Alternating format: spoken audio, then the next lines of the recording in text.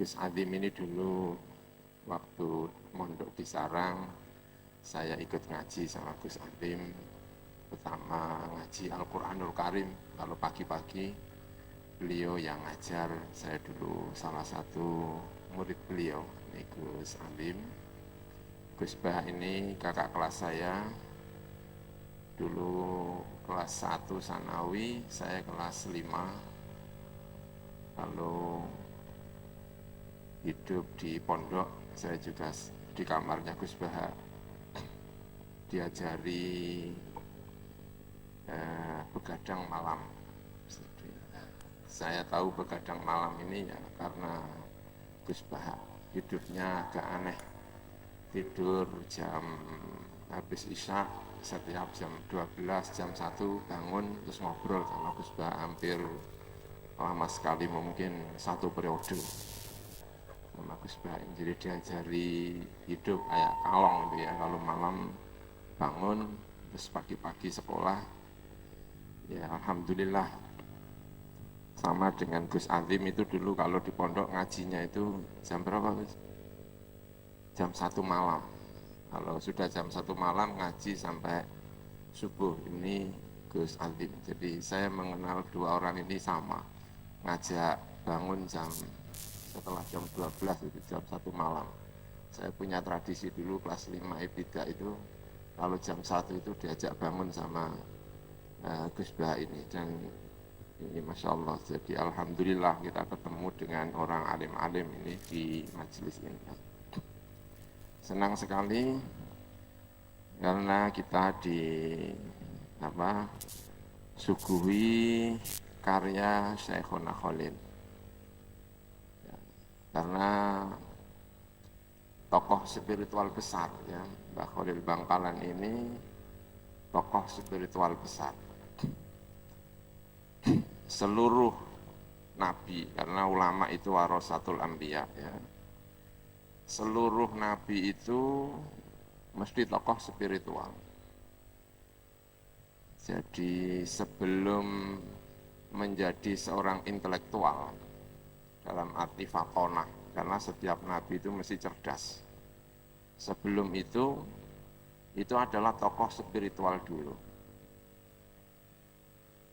Karena itu kalau bicara agama itu butuh spiritualitas, butuh pantas ngomong agama, itu butuh seperti itu. Makanya ditungguin Mbah Khalil itu enak sekali. Sekelas Mbah Hasyim Asy'ari itu kalau di Jawa, pondok-pondok eranya Mbah Hasyim Asy'ari, pondok-pondok itu banyak berafiliasi ke Mbah Hasyim Asy'ari. Sarang banyak yang ngaji ke Mbah Hasyim Asy'ari. Di wilayah Sedan banyak ngaji kepada Mbah Hasyim Asy'ari. Lirboyo, Yai Abdul Manaf juga ngaji kepada Mbah Hasyim Asy'ari. Orang sekaliber Mbah Hasyim Asy'ari itu masih butuh untuk membangun NU, itu masih butuh Mbah Khalil Bangkalan. Kalau tidak ada tongkatnya Mbah Khalil Bangkalan sama tasbihnya Mbah Khalil Bangkalan, itu barangkali kekuatan Nahdlatul Ulama tidak seperti yang kita rasakan sekarang ini. Berarti setiap kali gerakan agama itu memang dibutuhkan tokoh spiritual. Itulah kenapa belakangan ini orang mengeluhkan. Sekarang ini mengeluhkan kehilangan banyak tokoh-tokoh sepuh. Itu sebetulnya tidak kehilangan tokoh sepuh sebetulnya. Mbah Khalil Bangkalan itu sudah menjadi tokoh spiritual top sebelum usianya lanjut. Itu barangkali gara-gara salah satunya gandrungnya ulama-ulama sekarang lebih senang disebut Gus ketimbang Kiai. Karena kalau Gus itu katanya nakal-nakal sedikit masih pantas. Tapi kalau sudah Kiai itu mau ngelirik aja udah nggak pantas. Ya.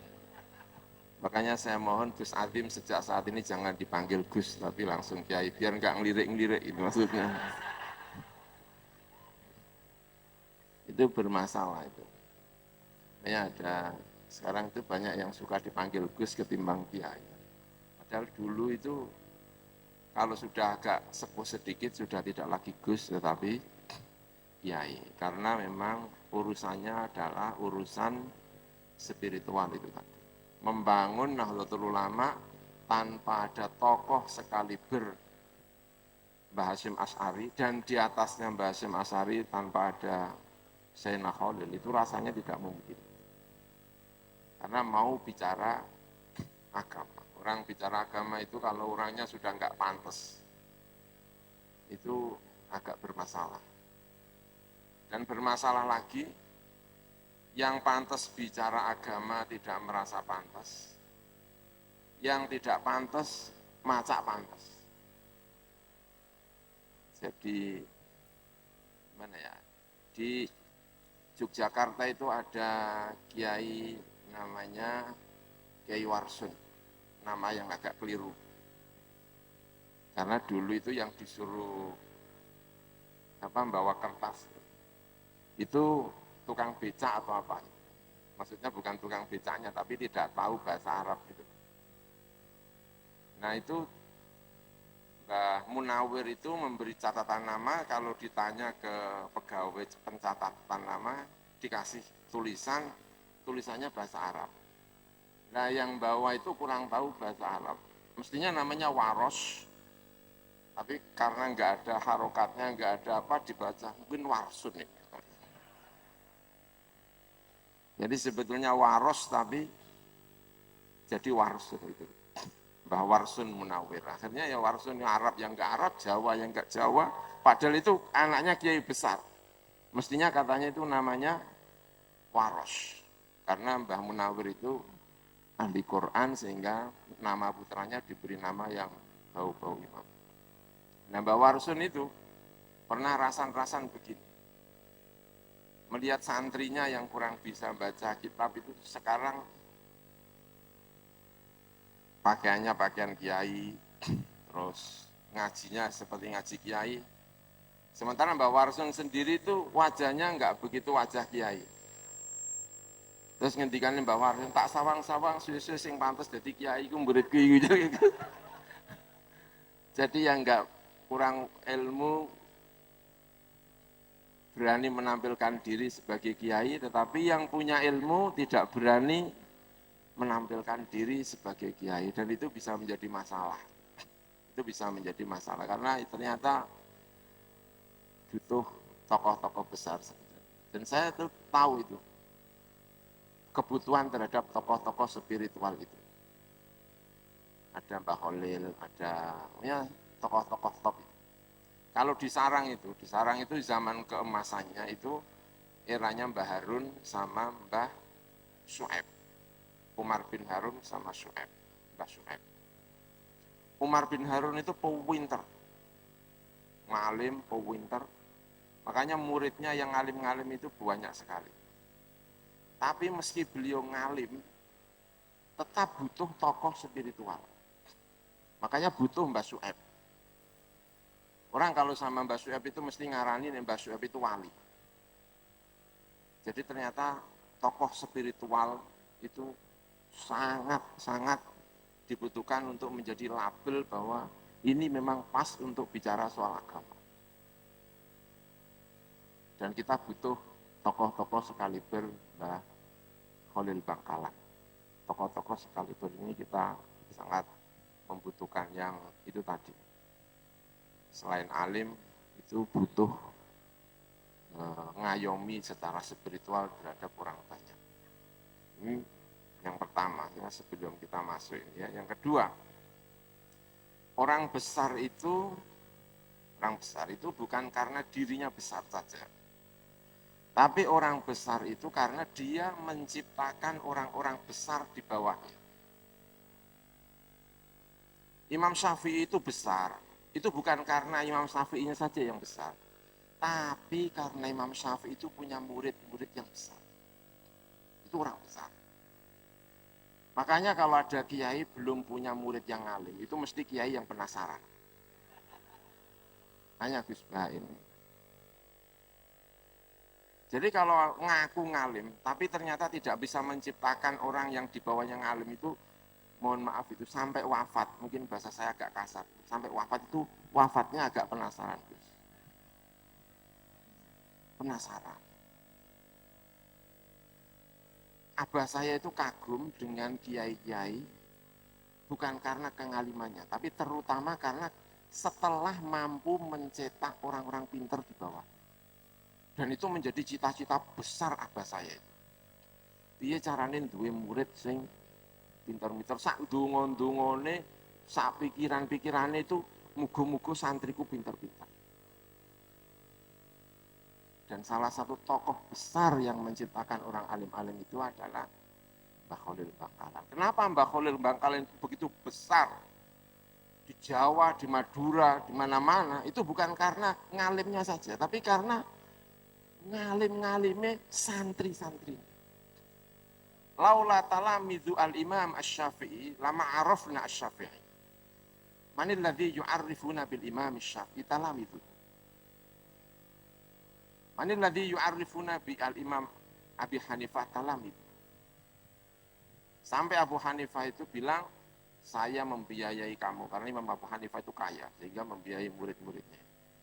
Supaya kamu bisa ngalim-ngalim, dan supaya kamu bisa beristihad, hingga berbeda dari saya. Itu Al-Imam Abu Hanifah. Jadi yang pertama kita butuh tokoh spiritual, yang kedua kita mengenang Mbah Khalil itu adalah mengenang carane mendidik kok iso santrine ngalim-ngalim. Entah bagaimana caranya. Tadi saya di Buduran, di BCI sama, mungkin cerita itu juga sudah didengar di sini, tapi itu pertama kali saya dengar dan saya senang sekali. Di BCI oleh seseorang. Di sini itu ada santrinya Mbah Khalil Bangkalan. Datang, begitu nyantri disekap di kamarnya selama 5 hari. 5 hari itu kemudian baru dibuka hampir semaput. Wah, terus semaput, terus diserahkan sama Bunyai, dikasih nasi yang hangat sehingga ada ini atau disuruh makan.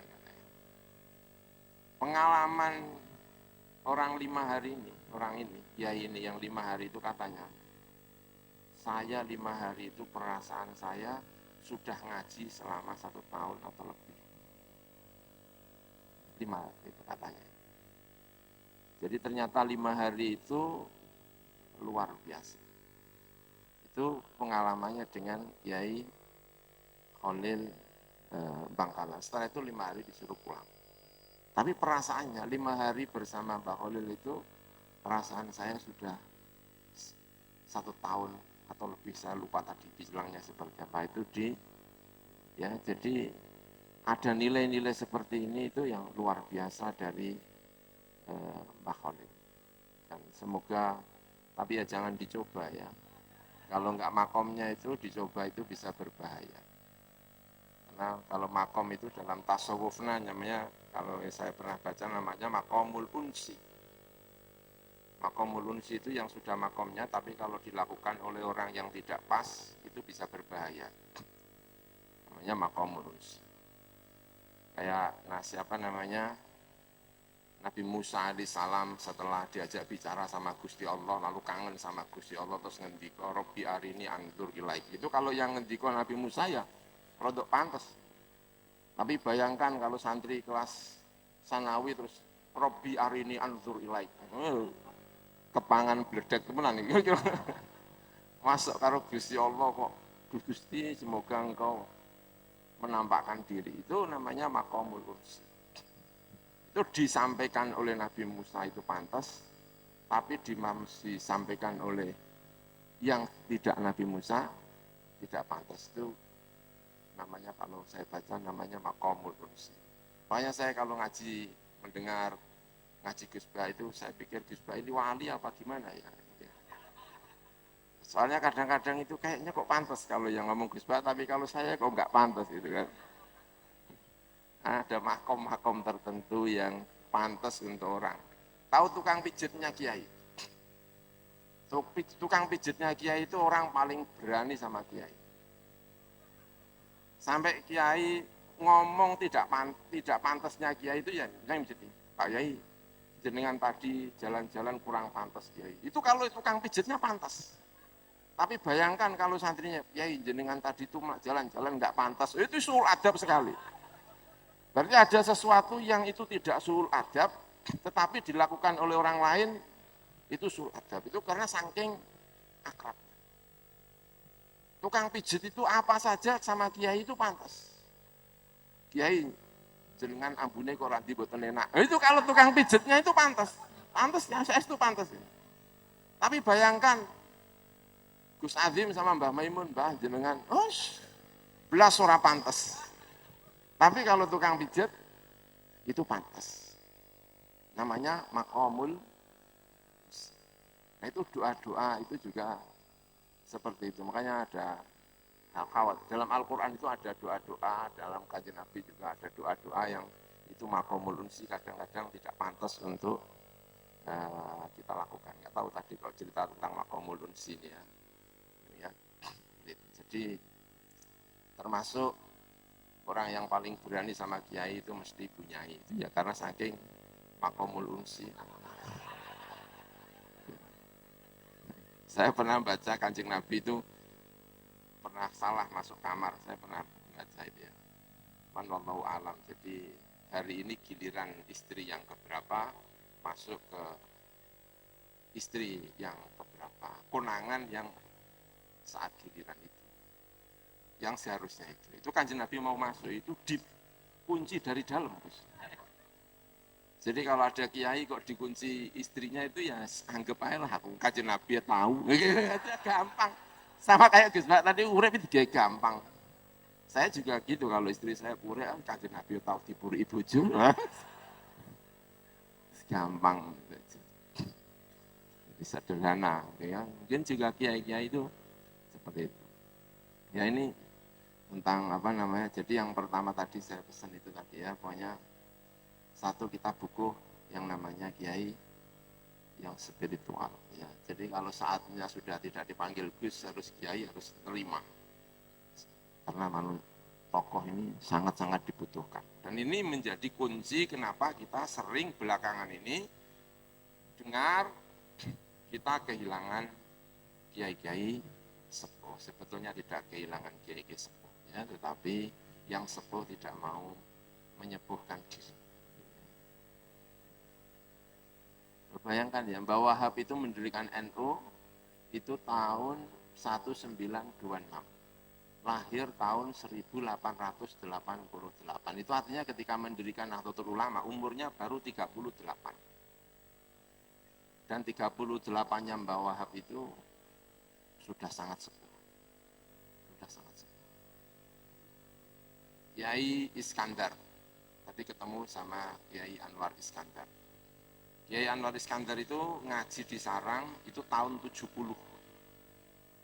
Tahun 70 itu Kiai Anwar Iskandar itu sudah ngaji ke Sarang, ngaji Posonan. Mbah Maimun tahun 70 itu berarti umurnya berapa? 28 sampai 70. Itu umurnya benar. Sekitar 50 itu sudah 48, itu sudah sepuh, sudah jangkep. Dan kemudian 2 tahun sebelum wafat beliau ke Sarang lagi lalu ikut ngaji 1 malam merasakan hal yang sama. Itu berarti sepuhnya Mbah Mun itu bukan umurnya baru-baru, tapi sejak umur 48 itu sudah dianggap sepuh. Berarti sepuh itu bukan soal umur, tetapi Gus atau Kiai. Soalnya kalau sudah Kiai itu, ya itu tadi, lirik sidik gak pantas. Ya. Kalau Gus itu kan pena. Hari ini Gus, besok aparan, ya gak pantas yang namanya Gus. Ya kan beling-beling dikit yang namanya juga Gus. Ya gimana ya Gus itu kan dianggap salah masih wajar. Ya kemudian Kiai ini melahirkan Kiai. Tokoh-tokoh besar di Indonesia seperti itu, Mbah Hasyim Asy'ari, Mbah Khalil Bangkalan. Kaya-kaya angger dadi murid Mbah Khalil Bangkalan mesti dadi ya kaya-kaya. Walaupun saya tidak tahu secara persis, tapi kaya-kaya ngaji Mbah Khalil Bangkalan itu mesti dadi ya pasti dua hal itu ya. Kemudian saya baca ini ya, dikasih siapa tidak ketemu Mas Kusyairi, terima kasih ini membawa kitab apa namanya ini kitab Isti'dadul Mauti fil Hafi ala Dzikril Mauti wa Fiqhil Janazah. Kitabnya saja sudah menunjukkan kalau beliau itu tokoh spiritual hebat, pasti. Nggak kebayang kalau saya punya karangan judul kitab namanya Isti'dadul Maut. Karena wajah itu ada yang pantas, ada yang tidak pantas. Ngomong mati pantas, kalau ngomong mati ora pantas. Itu ada. Makanya Allah menciptakan Nabi Musa sama Nabi Harun. Nabi Musa itu kuwerenge ra karo-karuan, Nabi Harun itu lemah lembut. Ana wong nakal sithik didelok Nabi Musa mesti ndredeg langsung mari. Tapi nek didelok Nabi Harun ya masih berani. Makanya begitu Nabi Musa datang melihat kaumnya nyembah pedet, jenggote dicekel, rambutnya dicekel, kue gak ngawasi Nabi Harun disuruh kereng seperti kerengnya Nabi Musa, ya ndak bisa. Nabi Harun langsung ngendika innal qauma istat'afuni wakadu yaktulunani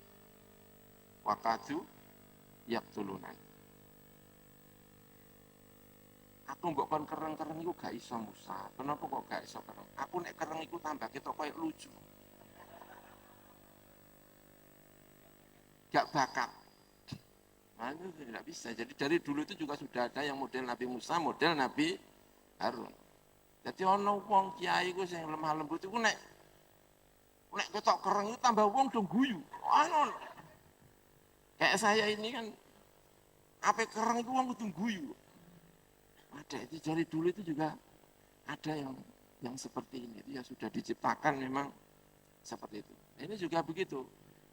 Judul karangan itu ya agak sedikit tercampur bahasa Jawa. Tapi ternyata ini pakai bahasa Jawa.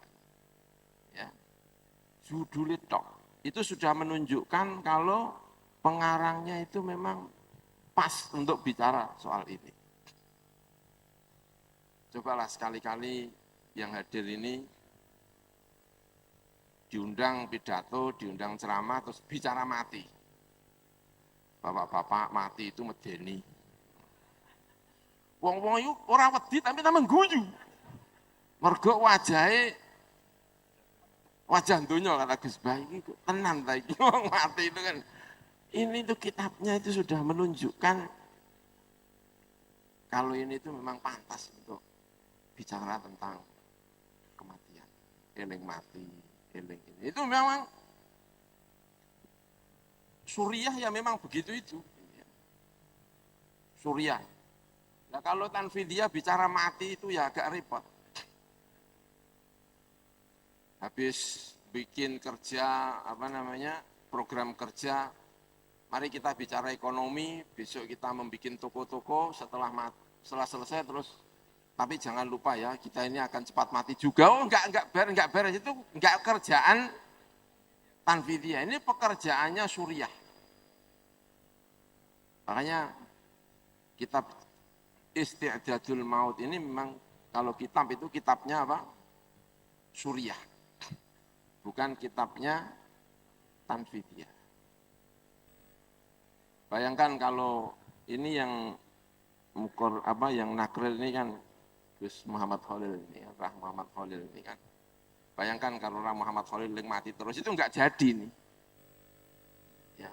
Nah ini memang kitab-kitab model apa? Suriah. Dan itu dibutuhkan sekali. Sangat-sangat dibutuhkan. Suriah bicara seperti ini, itu sangat dibutuhkan. Nggih, tasih eling mati nggih. Bayangkan ya, ketua Tanfidiyah, mantan ketua Depak misalnya, terus tiba-tiba khusyuk terus bicara apa kematian itu kadang-kadang tambah lucu karena tidak makomnya, karena tidak apa, tidak makom. Ini juga mari bicara tentang wafat. Amal dibagi dua, ada amal soleh, ada amal toleh, lalu disuruh untuk bicara tentang kematian, ya, membuat aturan-aturan yang apa namanya gampang-gampang, yang enak, ya, disuruh baca al-baqiyatus sholihat, la ilaha illallah, subhanallah, karena kebetulan ini saya baca ya, saya baca sampai akhir. Ini saya hatamkan, memang ingin barokahnya Mbak Khalil Bangkalan, sengaja saya hatamkan, saya catat-catat ya, termasuk memperbolehkan zikrullahi zikron kathiro. Ya kalau mau jadi surya, itu ya kalau zikir yang banyak. Ini surya, ini kitabnya memang kitabnya surya ini. Saya baca itu ya kalau ini kayaknya pantas nih kalau saya jadi surya ini kayaknya ini. Tapi kalau pedagang suruh baca kitab ini ya keberatan. Keberatan, ya memang harus, tapi dilakoni tenanan ora sido dagang. Khawatirnya. Ini memang kitabnya kitab surya. Surya harus baca ini. Pedomannya orang apa? Rois surya. Gus Adim, ini harus pedoman ini. Gus Baha, saya ya mungkin pedoman dikit-dikit lah ya. Rois surya ini wajib membaca ini. Zikirnya yang banyak. Karena sebagian orang itu tidak boleh melaksanakan menurut sebagian, terutama orang-orang Wahabi, mohon maaf. Ana wong kok zikire dawa-dawa iku piye to? Zikir itu gak oleh dawa-dawa. Ya enggak ya. Al-Qur'annya ditegaskan uzkurullaha dzikran katsira. Ditegaskan sama Syekhuna Khalil bahwa zikir itu ternyata boleh panjang. Maca la ilaha illallah ping 1000. Ya maca kalau di Al-Anwar Pusat, kalau saya di Al-Anwar itu Al-Anwar 3. Kalau di Al-Anwar Pusat itu zikir itu bisa 200. Maca tasbih la ilaha illallah pagi-pagi bisa muter sampai ping 2, ping 3. Tapi kalau saya paling kuat itu 1 putaran. Suryahnya belum sampai ke sana. Dipaksakan malah berbahaya. Bisa ngantuk, bisa santrinya bubar. Kiai ini saya kuat, santri ini pelira-pelire. Itu mutarnya sampai 3 kali. Itu kalau di pusat. Dzikron katsira. Gitu ya. Kemudian ada ajaran tentang al-baqiyatus sholihat. Lalu pesan dengan sungguh-sungguh ada at-taubatu wal istighfar qabla al-maut. Ya ini ajaran-ajarannya siapa Mbak Sayyidina Khalil. Diusahakan at-taubat wal istighfar qabla al-maut. Memang ya harus tapi tidak bisa direncanakan. Nanti aja lah. Sebelum mati saya tak tobat. Sekarang tak jadi Gus dulu. Ya nih, kematian itu bisa datang setiap saat ya, semoga jadi orang baik. Amin ya robbal alamin al-baqiyatus sholihat. Ya, ini. Saya sih seneng ngaji-ngaji yang enak-enak ya. Istighfar ya dilakukan dengan baik ini ya. Kemudian ada ajaran lagi dari Syekhuna Khalil tentang kitab ini, hadis yang terkenal lakinu mautakum la ilaha illallah. Kalau ada orang mati disuruh mentalkin la ilaha illallah. Kalau ada mau orang mati beri harapan-harapan agar bisa mengucapkan la ilaha illallah dengan tenang. Ya, orang yang punya harapan tinggi itu membaca la ilaha illallah dengan tenang. Makanya kalau dalam hal ini saya manut sama Gus Baha. Punya perasaan bahwa kita ini jadi orang soleh. Sehingga mengucapkan la ilaha illallah itu enak gitu. Terutama kalau mau mati. Makanya kalau ada orang mati, jangan diingatkan jelek-jeleknya. Kalau nungguin orang yang mau mati itu jangan diingatkan yang jelek-jelek. Eling ora, tahu ngaplok aku. Iku apa mati sumpek. Apa ngomong la ilallah jadi kangelan. Tapi kalau ada orang mati, ingatkan yang baik-baik, tenang. Kamu pernah jamaah sama saya, kamu orang baik. Senyum. Wafat dalam keadaan apa? Senyum. Makanya kalau ada orang mati, ini ajaran Suriah ya kan. Makanya kalau ada orang mati, siapa yang berhak menunggui? Orang yang paling dekat, yang bisa menghibur, sing ngelingno api-api. Ojo sampai musuhnya ditekakno. Bar saiki, wah sumpek kabeh ngomong la ilaha illallah dadi kangelan. Ajarannya Mbah Khalil mengikuti Kanjeng Nabi, kalau mau mati ingat yang baik-baik, lakinu mau tagung la ilaha illallah. Jadi ajaran-ajaran Mbah Khalil ya, kalau sudah benar-benar, ini saya baca ini biar kita tahu lah kitab-kitabnya Mbah Khalil ya. Kalau sudah yakin wafat ya seperti ini, matanya di, karena ini tuntunan yang sederhana saja, matanya dipejamkan. Itu berarti kalau ada orang mati itu mesti melek. Ya. Kadang-kadang kita itu tidak tahu. Ternyata orang mati itu mripate cenderung apa? Terbelalak, runtuh. Orang yang mati cenderung mangap, ya kan? Kemudian ditutup. Itu hal-hal yang sederhana ini diajarkan sama dibaca itu menjadi enak. Orang tahu, oh ya, ini. Makanya tulisan ini ya, tulisan ini baru ditemukan. Ini ya. Kebayang nggak? Berarti ketika Mbah Khalil itu nulis, nyerat, itu kira-kira niatnya apa itu? Kok sampai ora konangan. Saiki kan nulis saja belum terbit sudah diumum-umumkan. Segera terbit karya saya yang kesekian. Mbah Khalil kok gak konangan ya, nulisnya mbok dienggo sapa ya?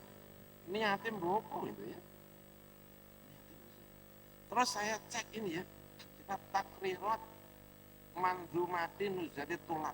Saya enggak tahu Mbah Khalil dapat sarah Manzumatin Nuzhatit Tulab itu dari mana. Karena sampai sekarang saya cek itu, syarah Manzumatit Tulab itu tidak ketahuan pengarangnya siapa.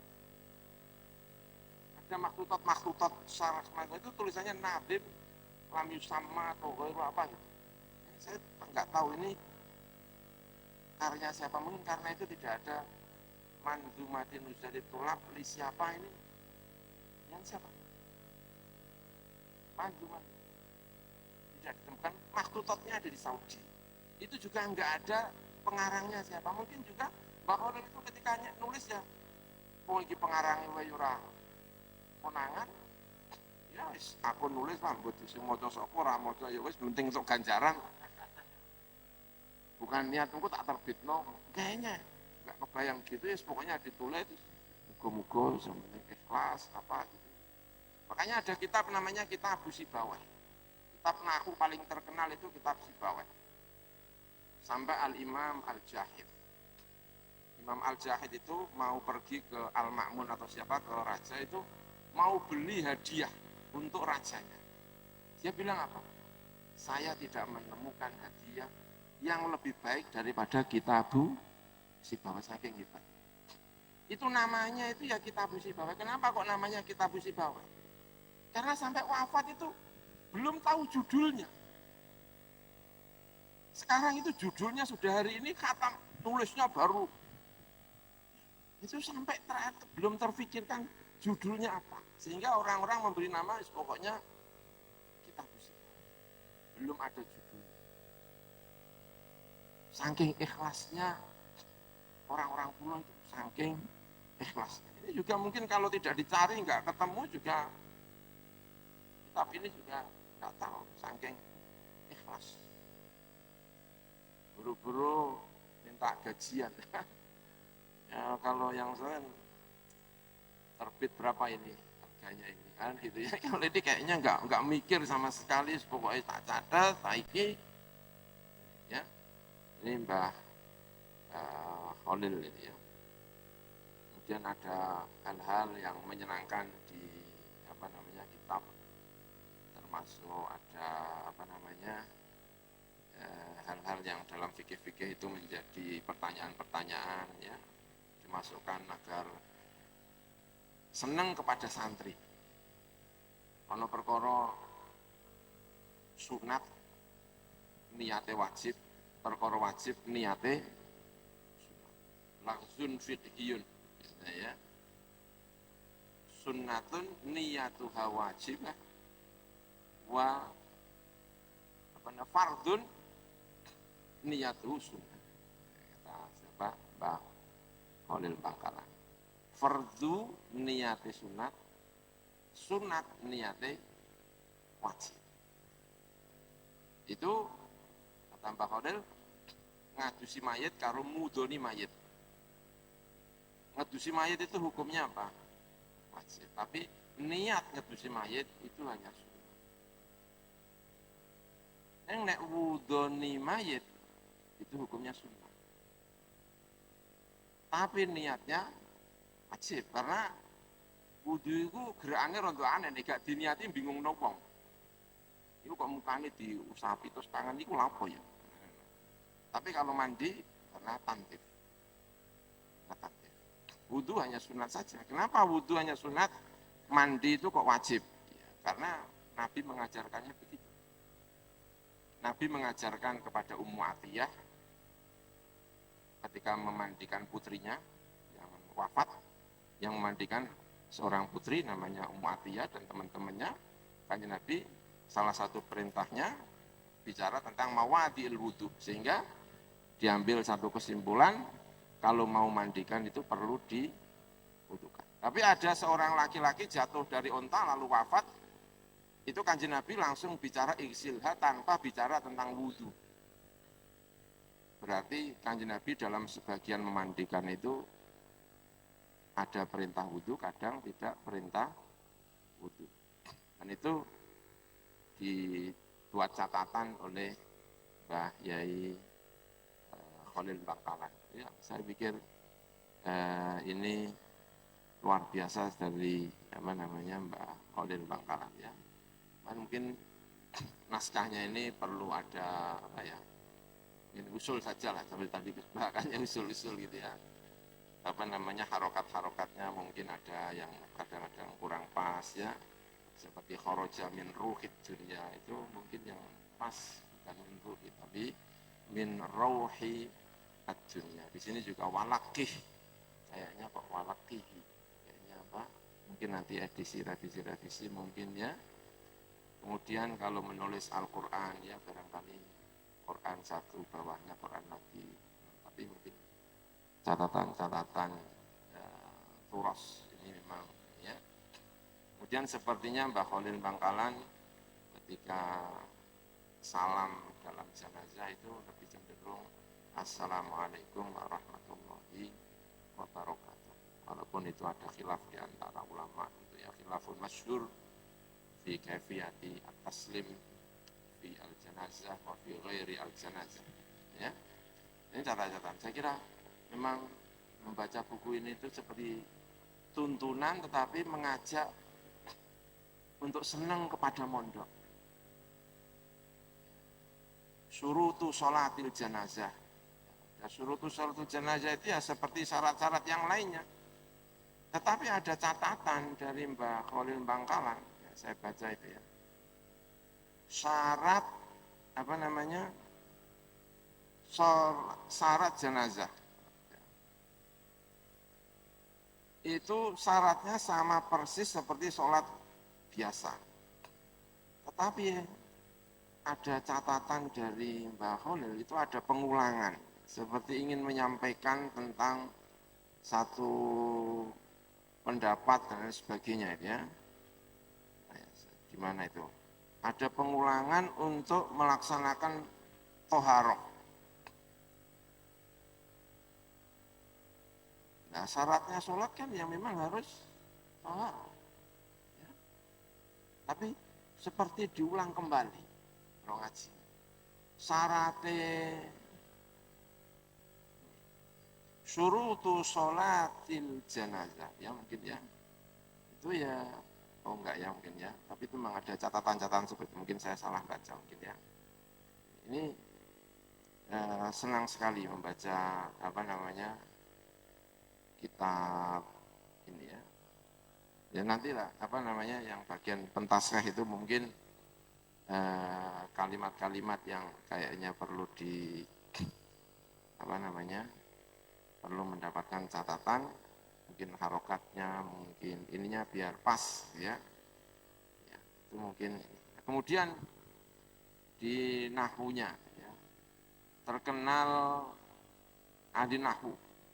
Dari kecil kayaknya saya sudah dengar kalau Mbah Khalil Bangkalan itu ahli nahu, sampai punya murid Mbah Abdul Manaf itu ya, Masya Allah, umurnya 40 nikah Mbah Manaf. Jadi yang belum nikah hari ini jangan terlalu risau. Santrinya Mbah Khalil, Mbah Manaf umurnya nikah 40. Pendiri pondok pesantren Lirboyo, itu nikahnya umurnya 40 tahun. Sarang itu pendirinya namanya Kiai Ghazali, umur juga 40 waktu nikah. Jadi ternyata nikah umur 40 itu pawaan-pawaan pendiri pondok pesantren. Tapi jangan diikuti ya, bahaya. Nanti menyalahkan saya, repot itu. Saya nikah 40 kok nggak mendirikan pesantren. Tiwas nyesel. Tapi maksudnya ada orang yang khidmatul ilmi, dan itu santri-santrinya Mbah Khalil Bangkalan, saking khidmahnya kepada ilmu sampai lupa nikah. Nikah baru umur 40 tahun, itu salah satu murid terbaik Mbah Manaf. Salah satu murid terbaik. Cinta terhadap nahu, mewarisi Mbah Khalil. Katanya ngajinya Mbah Manaf itu juga persis kayak ngajinya Mbah Khalil Bangkalan. Caranya ngaji apanya itu katanya persis. Dan Abah kalau ngaji itu salah satu yang sering diceritakan itu Mbah Manaf. Pokoknya mungkin kiai santri-santri yang kuno seperti Gus Adim ini sering dapat cerita Mbah Mimun kalau ngaji tentang Mbah Manaf. Itu karena memang alakohnya dengan Mbah Manaf itu luar biasa, dan ternyata Mbah Manaf itu banyak hal meniru Mbah Khalil Bangkalan. Jadi ya kalau dibikin sanad ya lumayan lah. Saya ini tampaknya punya sanad sama Mbah Khalil Bangkalan. Jadi saya ngaji sama Mbah ngaji sama Mbah Manaf ternyata muridnya Mbah Khalil Bangkalan. Jadi luar biasa ya. Saya membaca kitab apa ini? Takrirat, membaca kitab Manzumatin Nuzhatit Tulab. Saya coba baca atasnya saja. Tidak membaca sarahnya untuk ngetes. Jangan-jangan aku ki cerdas atau orang. Ternyata saya kesulitan. Sulit sekali. Baru paham itu setelah baca takrirnya Mbah Khalil Bangkalan. Nah, saya ingin coba nanti ya yang sudah punya kitab, tolong jangan baca sarahnya Mbah Khalil Bangkalan dulu. Tes dulu. Untuk ngetes kemampuan otak kita itu loh. Nanti kalau ternyata pahamnya itu gara-gara tulisannya Mbah Khalil Bangkalan, saat itu terima kasihlah sama Mbah Khalil Bangkalan, baca Fatihah untuk Mbah Khalil. Betapa sulitnya. Takrik, manzumat ini saya anggap sulit sekali. Sulit.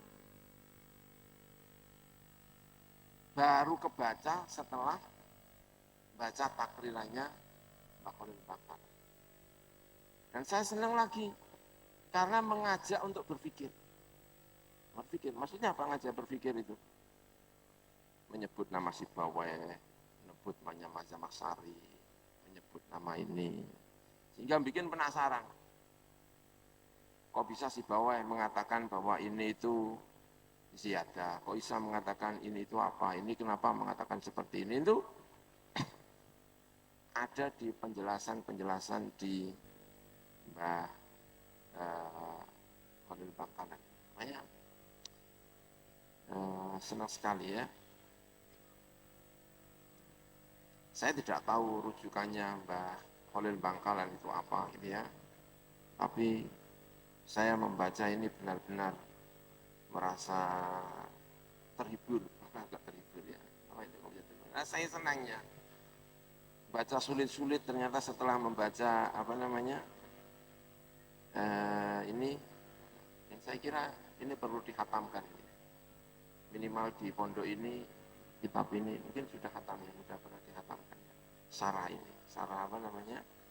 Sarah takrirat Syekhina Khalil ini memang kayaknya perlu dibaca dengan baik, dibaca bersama-sama. Jadi apa ya? Malam hari ini saya ingin ucapkan terima kasih yang sebesar-besarnya atas undangan, atas kitabnya. Terus terang membaca apa namanya karya-karya ulama-ulama Indonesia, ulama-ulama Jawa, ulama-ulama Madura ini menyenangkan sekali. Ya kebetulan kemudian saya membaca biografi sejak kemarin itu ya, baca biografi ulama-ulama Nusantara yang ada di Indonesia. Ada Syekh Mahfud At-Turmusi, ada Syekh Khotib Minangkabau. Syekh Khotib Minangkabau, saya ini membaca itu memberi inspirasi betapa ulama-ulama kita ini ternyata luar biasa. Barangkali itu yang bisa saya sampaikan. Mohon maaf atas segala kekurangan. Terima kasih. Wallahul muwaffiq ila aqwamit thoriq. Wassalamualaikum warahmatullahi wabarakatuh.